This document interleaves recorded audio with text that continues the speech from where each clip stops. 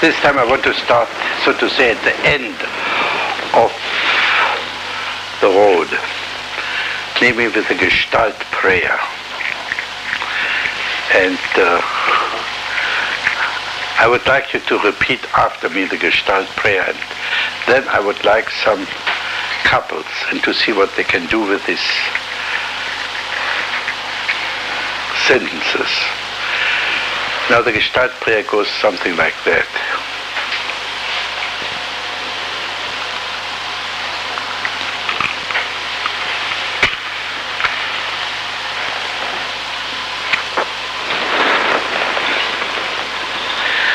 I am I, and you are you. And you are you. I'm not in this world to live up to your expectations. I'm not in this world to live up to your expectations. And you're not in this world to live up to mine. You're not in this world to live up to mine. I is I. I is I. And you is you. And you is you. Amen.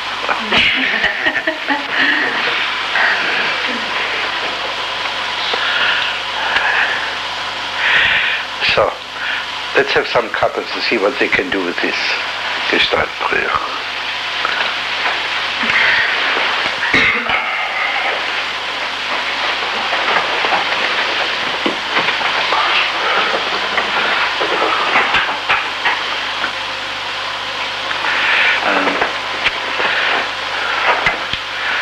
You expect me home every night at 3 o'clock, and I'm not going to be there.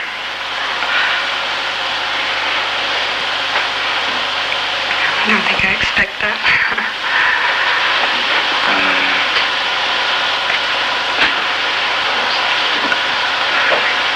I think you do.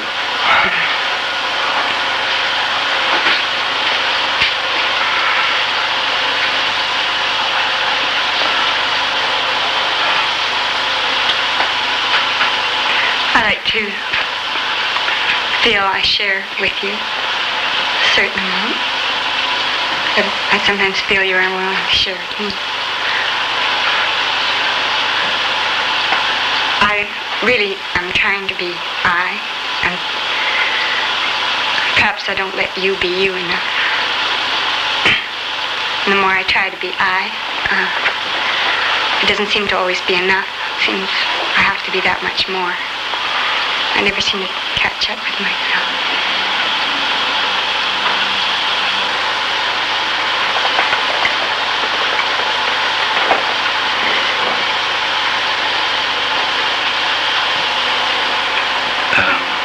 Well, if you're feeling a bit bad about being yourself and dissatisfied, that's not my problem.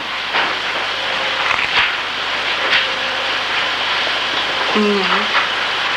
I guess I worry then about what you are, perhaps too much. In addition to worrying about where I am. If you're worrying about where I am or what I'm doing. Yeah. Now you see what happened. I gave them a task. And immediately the whole Gestalt approach is thrown out of the window. No more talking about the present experiences. No more talking about what's really happening. Instead of really communicating on the level on which they are, they start the famous mind-fucking game, which finally will end up in the blaming game. Let's try again, but at the same time, stay with the now. Always tell the other person your reaction, your thoughts. And the simplest way is to think aloud. As a matter of fact, I guarantee each one of you to become a writer within 6 weeks if they can sit down on the typewriter and write down exactly each word as they think it. It would go like this. Fritz told me I could become a writer in 6 weeks. I don't believe it. I think it's all rubbish. Now what shall I write now? I don't know. I'm stuck. Nothing comes. To hell with Fritz. You know, if you exactly and honestly, just at each word, as it appears in your thinking, because thinking is nothing but sub-vocal talking.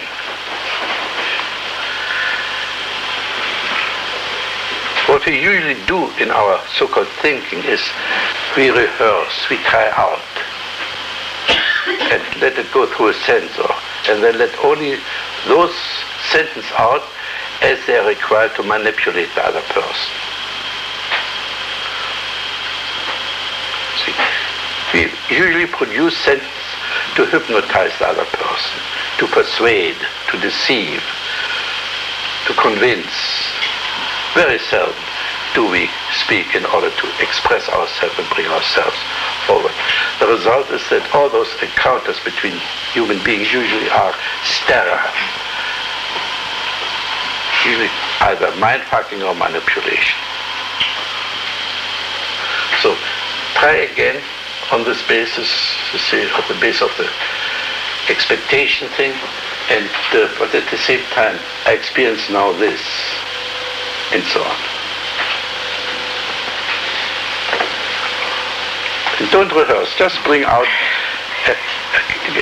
the therapy situation is a safe emergency situation. You can try out all kinds of things and to realize that the world doesn't fall to pieces if you get angry or if you're honest.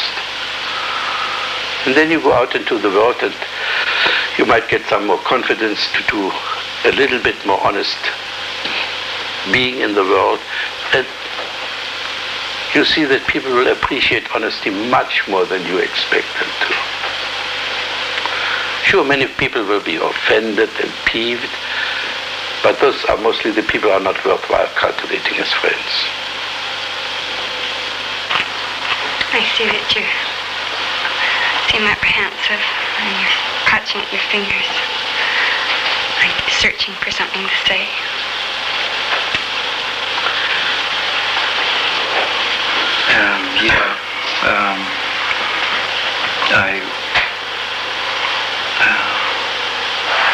I've noticed that too, that I'm pinching myself. And I've been wondering, well, why am I doing this? Fiddling with my thing. Yeah.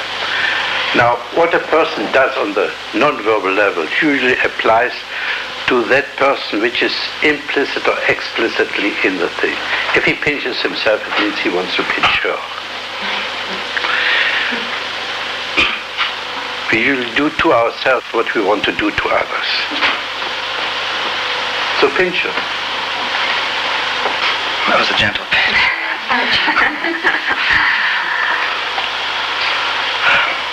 Maybe I think that there's some truth in that, because I was saying to you just before we got up here, I should have told that Dri. You're pushing me. I was being a pusher. It was none of my, and I think it was none of my business what you did, because I also have a dream. Yes. Another most important non-verbal expression is the mask a person is wearing. Now you notice, she is grimacing all the time, and he's always wearing the serious professor face. Talk a bit about, to each other about your faces. What do you see? What do you observe? Well, I like your face, but it does smile a lot, and I think it reflects an uneasiness, and you're trying to do something to people with your smile. He's interpreting her. I agree. And every interpretation, of course, is an interference. You tell the other person what they think, what they feel. They don't let them discover themselves. Well, I think it's quite true. I mask how I feel by smiling.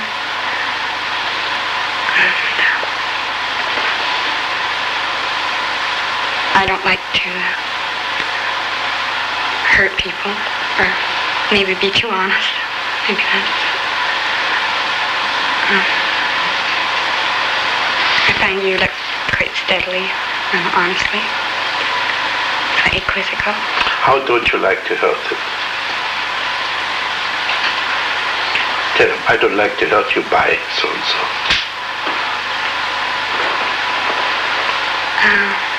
Maybe by being honest.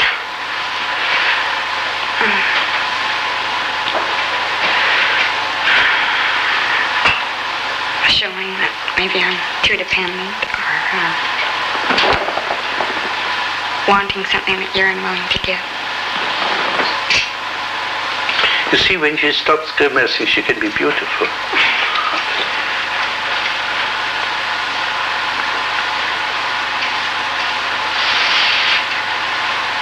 You are beautiful.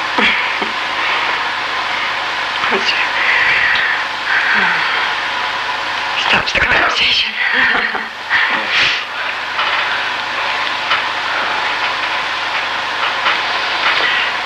A sentence which I would like you to use, those are two, let's call it gimmicks for the time being. Two gimmicks I would like you to introduce here. One is, be very honest with where you stand. Like, I'm stuck, I don't know what to say now. You embarrass me.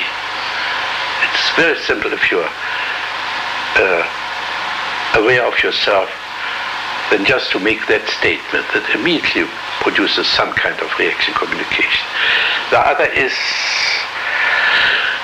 to translate the famous projection screen it into I or you. It takes all the responsibility. Okay, let's take the next couple. Who was number 2?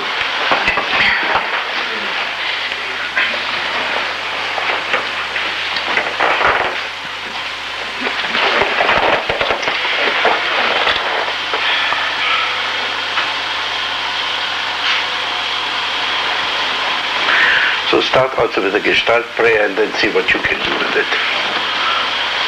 You say this to him and you say this to her.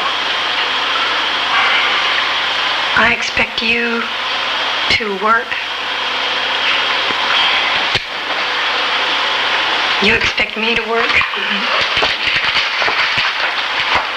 I expect you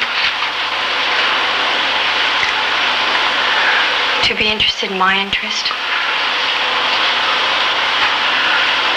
You expect me to forget mine? You notice the smirk that came up in her? Just keep your eyes and ears open.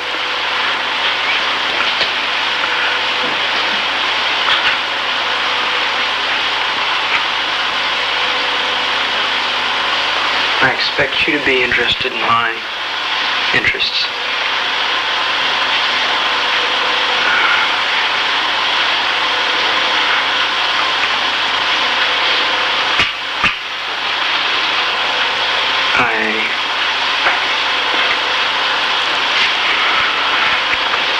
I'm blank.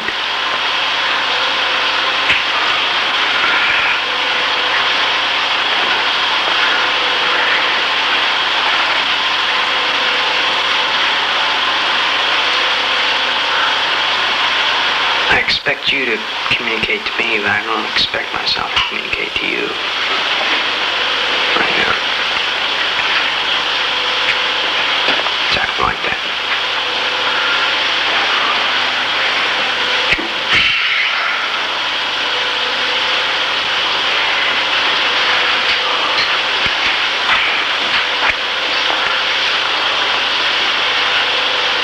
I expect you to have some of the answers, and you expect me to have all of them.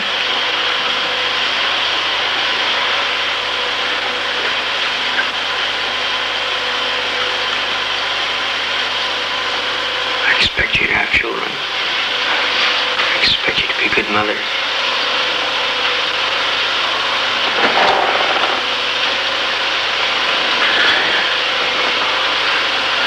I can't see from here whether you're looking at her. Are you? Yeah. Say this again and look at her. I expect you to be a good mother.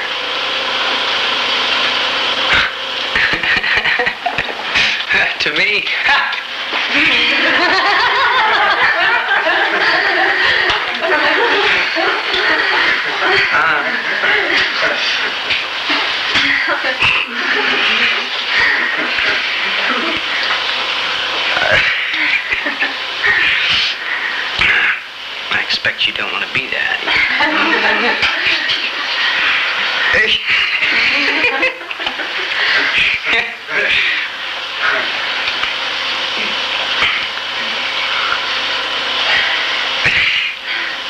I know you expect that.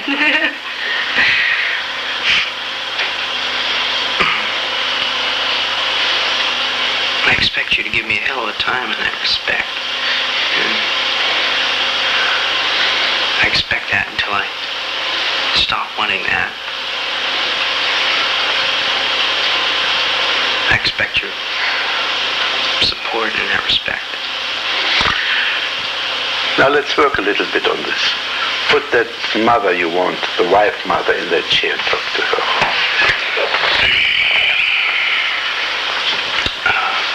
I want your support. I want your love. I want your guidance. Okay, now, be this, change seats, and give him all he wants.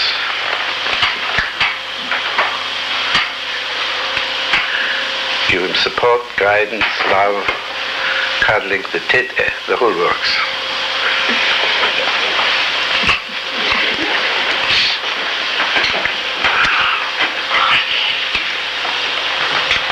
That's not my role.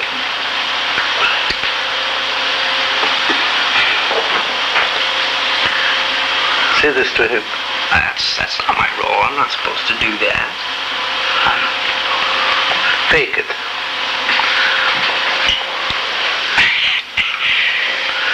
At least I expect you to have an image of what you want.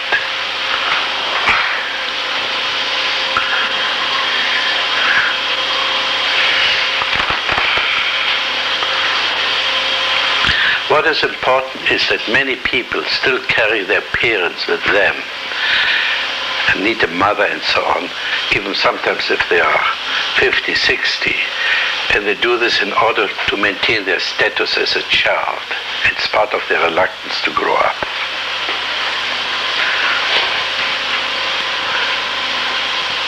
So, be the mother, give him what he wants. I don't know how. Okay, change seats.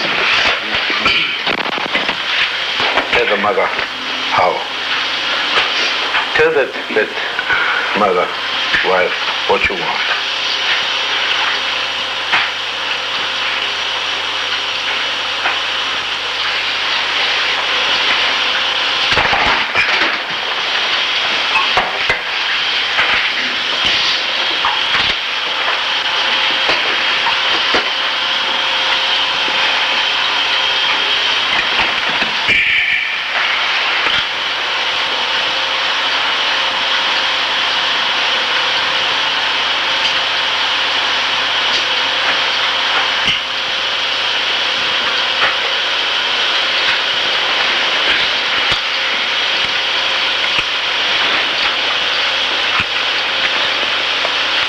Experience now. Animosity, anger. You don't sound angry. You don't look Jewish.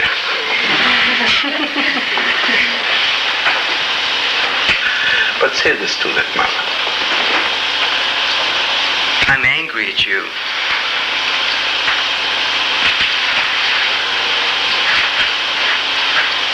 I want your love and attention, but I feel I can't get it. Okay, now, kid, take the seat and give him love and attention. Gus, I love you. I give you all the attention you want.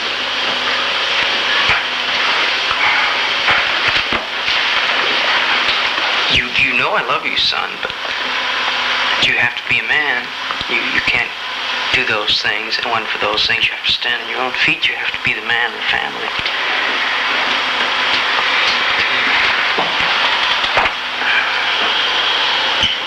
I'm not a man, I'm a little boy. I want the things a little boy wants. Really give him, stuff him with chicken soup.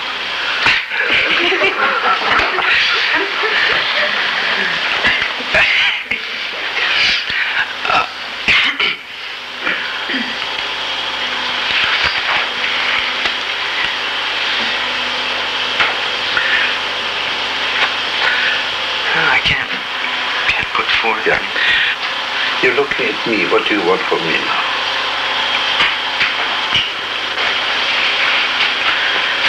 As soon as I asked you, your eyes went away from me.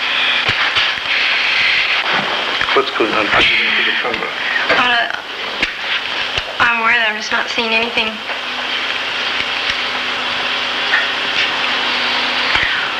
So we are probably here in an impasse. In the impasse, you get confused, dumb, go on a merry-go-round, repeating the whole thing all over, try to get out of it, but you're stuck. And the two really seem to be stuck with their expectations. But once they have established the script, this goes on for ever and ever and ever if you don't get through the impasse. And this is, let's call it my pride. I think with Gestalt therapy, for the first time that we're capable of going through the impasse. If you don't get through the impasse, all you're interested in is to keep the status quo. Whether in therapy, whether you're in a conflict, whether in your marriage, all you achieve is retain the status quo. At best, change therapists, change marriage partners, change the nature of the inner conflicts. But the nature of this being torn apart remains. The life script remains unchanged, so the actors might replace each other. Thank you.